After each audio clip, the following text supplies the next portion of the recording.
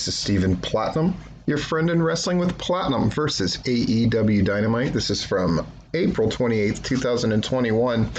And to show that, again, they're doing so much with so little.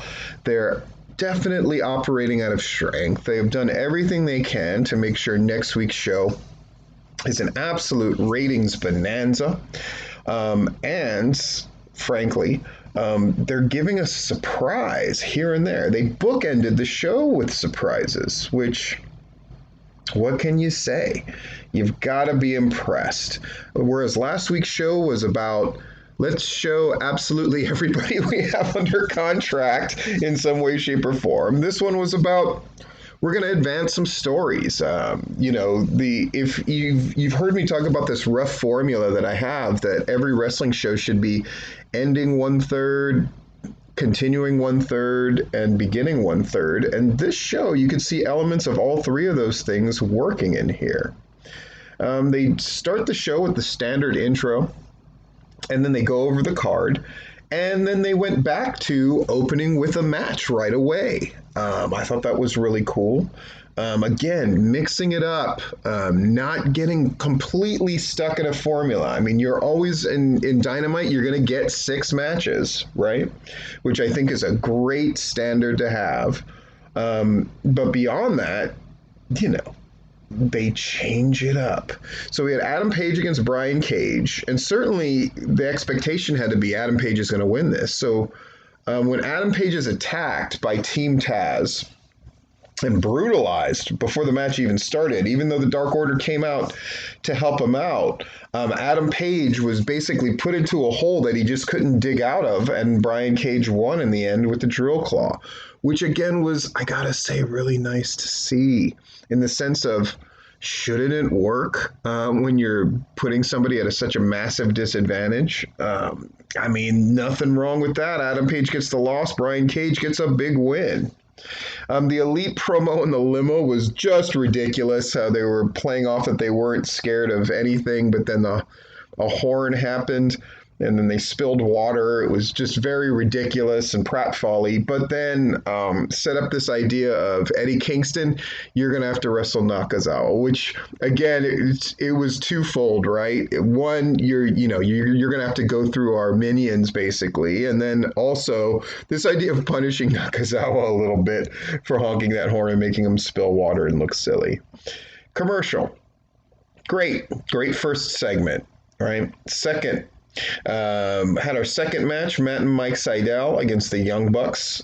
And the Young Bucks certainly pulled out all the stops to make sure they won this match, and just in brutal fashion. They had one of the split screen commercial things during this match, and when they came back, just hitting with that brutal BTE trigger that both of them do. And then SCU coming out and cutting this great thing of, we want a shot at you guys, and so they're going to have this 4-way tag team thing, and the winner of that will get a shot at the Young Bucks. But it certainly looks like it's going to be SCU, and I'm glad they brought back the thing of, I said we were going to split up, do you remember that, and blah blah blah. So they're reincorporating that. I think it's very effective and very smart.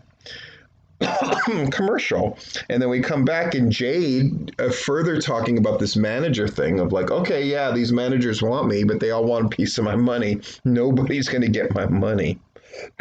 I liked it. It's different. It's interesting. I've never seen it before. Match number 3, Orange Cassidy against Penta.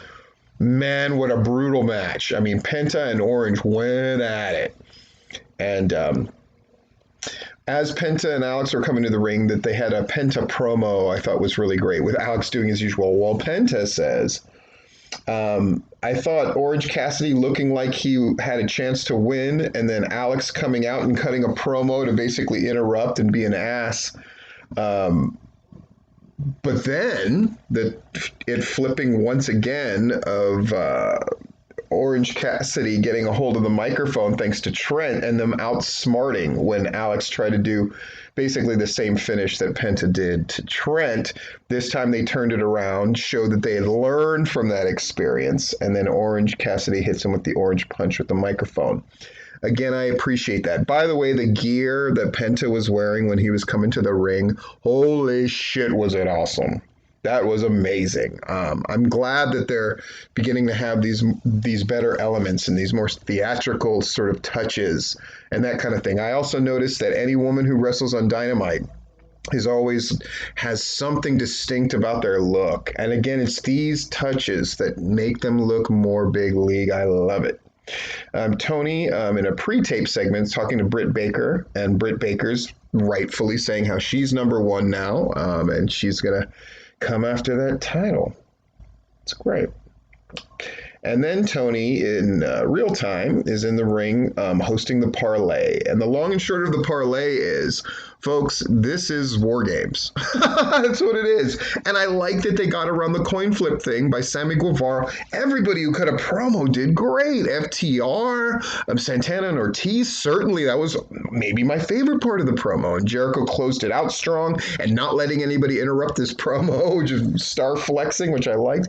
But the Sammy Guevara thing was so effective of like, yeah, you guys can have a 2-on-1 and I'm going to start for my team. Loved it. Super babyface stuff, but tough, badass, edgy babyface stuff. I loved it. They run over the card again, what remains, and then they have Nakazawa in the ring sitting in a chair, and Eddie Kingston, I love it. It's like, I'm not doing this sports entertainment crap. And the long and short of it is Eddie Kingston gets jumped by Nakazawa, but then beats him up to the point where he's going to break his leg. And then he's like, Kenny, get in the ring or I'll break his ankle. And then Kenny is like, well, I'm going to send, get Brandon Cutler, get another one of our lackeys, basically. But then he comes falling out. And at first I'm like, what is this? But then Mox attacks and then is choking Kenny and basically to not mess Kenny up, they want a tag match next week, Mox and Eddie against Kenny and Michael Nakazawa, and so they get it. A little ham-handed, and again, it's that chemistry of Mox and Eddie that carry these kind of segments through. It was choppy, it was awkward, it felt kind of goofy almost, but again, Eddie and Mox are really good at making anything work, and they certainly did with this. So I guess we are going to have matches before the Blood and Guts match. I assume they will be pre-taped because that structure, from all accounts, is a monster. So cool. And then we have Taz cutting a promo, and then Christian interrupts. So we keep the thing going between them, and I think it's great. Keeping all of these balls in the air, it's what AEW does very well. Match number 4, Chris Statlander against Penelope Ford. They get the split screen too. This match was very good. One of the best that Penelope Ford has wrestled. And again, it's just this further advancement of the women's division. And in the end, Chris Statlander wins. Cool. We get a video, a very emotional video for 10, and tying it into Brody Lee and how the TNT title is so important, not only for the Dark Order, but for him, because it was Brody Lee's title. And I thought it was wonderful. It really put an onus on that main event match, Darby Allin and 10. I just thought that was great. A 6-person tag for the match number 5, Billy Gunn, Lee Johnson, Dustin Rhodes, who immediately start the fight with QT, Aaron Solo, and Nick Koromoto with Ogogo at ringside. I thought the finish was particularly great with Ogogo laying different people out with the gut punch, including Lee Johnson, which led to QT getting the win. But then Austin and Colton show up and attack QT. QT ditches them, leaves them for Aaron Solo and Nick Koromoto and other members of the factory to fight him. QT manages to get away, but when he gets to that nightmare bus, there's Cody, and then Cody fight all the way to the top of the bus. I was actually feeling like very nervous for them, and then I felt doubly nervous for Aubrey Edwards, who I saw posted like, by the way, I'm scared of heights, but she was on top of that bus with them as Cody locked QT in the figure 4. Stuff was announced for later. On May 12th, Moxley's going to defend his Japanese IWGP US title against Yuji Nakata. What the fuck? I mean, it just feels like, what is happening? And then we have a Kip finding Miro, and Miro just beating the living shit out of Kip. You knew it was going to happen, but this was an incredibly brutal attack, culminating with probably breaking his arm in the door. I don't know quite how they did that and made it look that good. Boy, just a clear split. Though Miro said, I forgive you now. He's mauled him. And I imagine this will take Kip off of TV for a little while. But Miro obviously setting him up as serious business now. And then finally, our main event, 10 against Darby Allin. They get the split, of course. Here's what I liked. I liked that Darby managed to get the pin. I liked that 10 had a moment of conscience where it's just like, I saw Ethan Page attack him, so I'm not going to just jump on him. And it took all the urging of the Dark Order for him to get back into the match. So I think 10 looks great coming out of this.